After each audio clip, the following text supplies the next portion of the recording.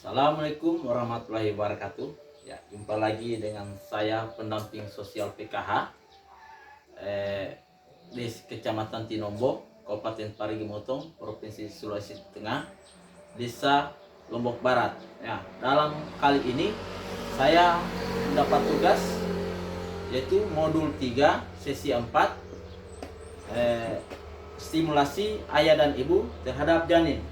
Adapun video kali ini saya akan menggunakan dengan metode pembelajaran dan meliputi alat-alat praktek saya yaitu seperti senter, kemudian boneka.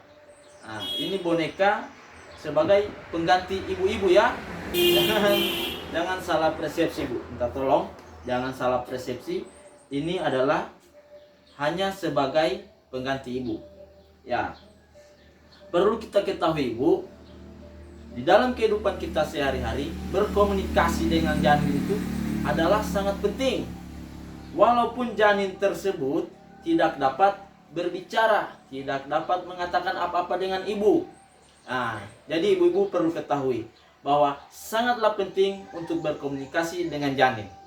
Ya, mengapa? Karena apabila kita berkomunikasi dengan janin, berarti kita sudah dapat merangsang pertumbuhan otak janin, ibu-ibu ya, pertumbuhan otak janin, kemudian merangsang indera penglihatan, kemudian merangsang indera pendengaran, indera peraba, kemudian indera pembau dan menginformasikan kepada janin. Ya. Jadi untuk kali ini ibu-ibu akan bertanya kira-kira apa yang saya akan praktekkan pada hari ini. Jadi untuk hari ini saya akan membahas tentang stimulasi ayah dan ibu terhadap janin. Tentu ibu mengatakan apa kira-kira yang dimaksud dengan stimulasi. Ya, stimulasi yaitu kegiatan memberikan rangsangan terhadap janin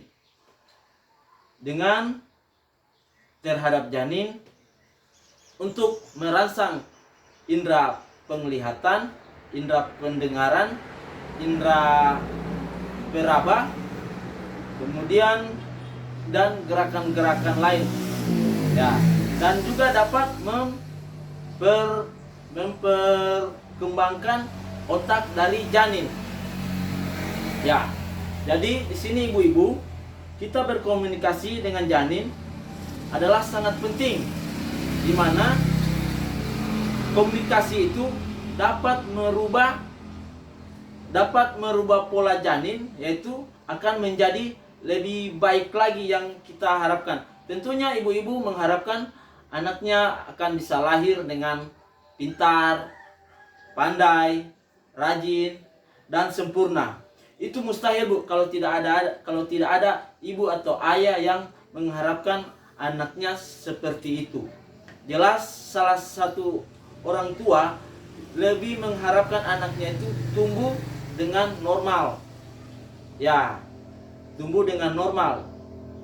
Itu masalah perkembangan otaknya, perkembangan indera penglihatannya, indera pendengarannya, indera perasanya, indera pembaunya, dan lain-lain.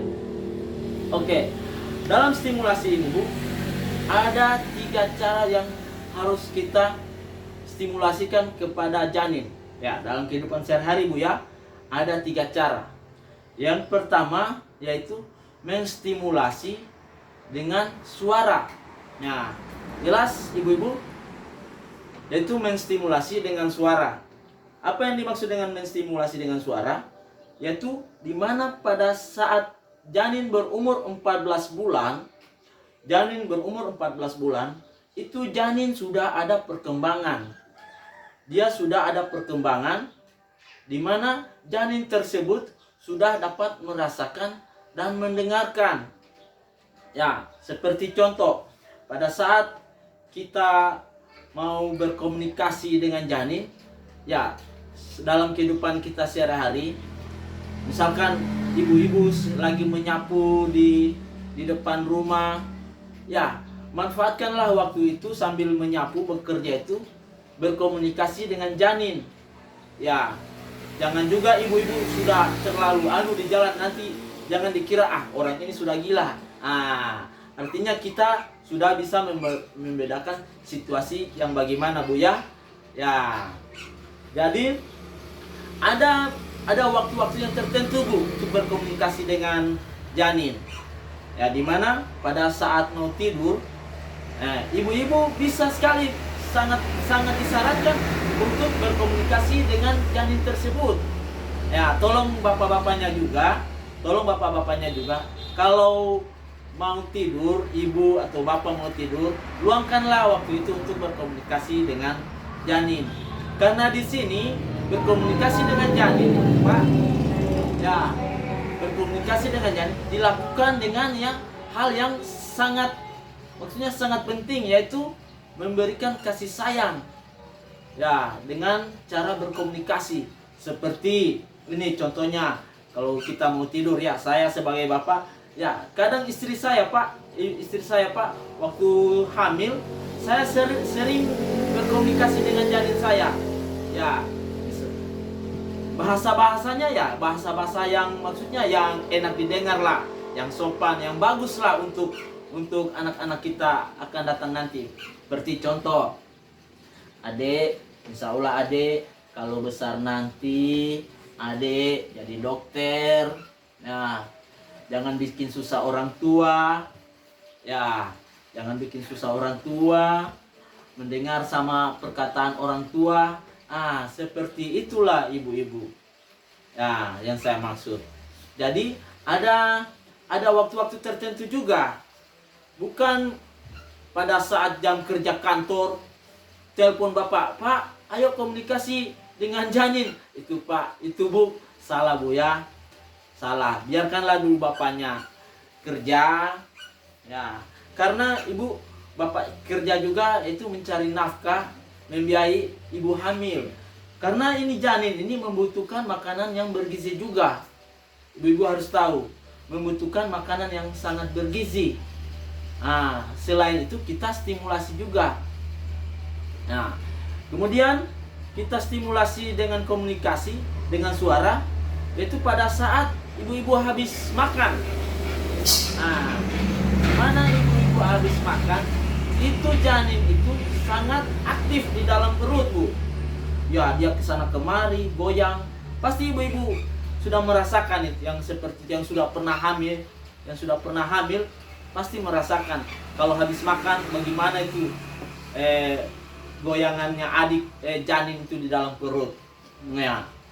Jadi itu tadi ibu-ibu masalah stimulasi dengan suara. Sekarang stimulasi dengan sentuhan. Ya, saya rasa ibu-ibu dengan bapak selalu untuk memberikan stimulasi ini kepada janin nanti. Nah, pada saat mau tidur juga ibu ya, bapaknya elus-elus sedikit perutnya ibu. Selain janin juga disayangkan, ibu juga itu merasa sangat diperhatikan.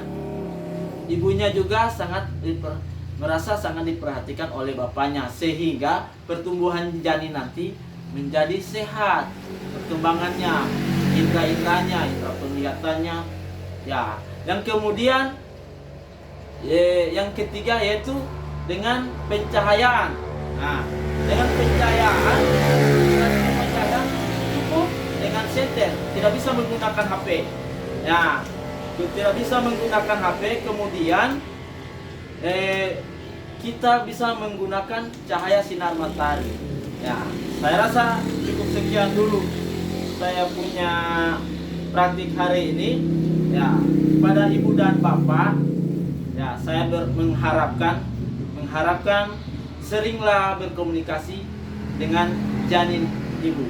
Ya, dengan janin seringlah berkomunikasi, yaitu dengan pencahayaan, menggunakan pencahayaan. Ya, kita sering senter perutnya, karena bayi dalam perut, janin dalam perut itu sudah bisa membedakan yang terang dan yang gelap. Kemudian terakhir kali saya menyempatkan diri untuk pamit ya, karena setelah membuat video ini, karena durasi waktu yang sangat terbatas ya, saya akhiri dulu. Assalamualaikum warahmatullahi wabarakatuh.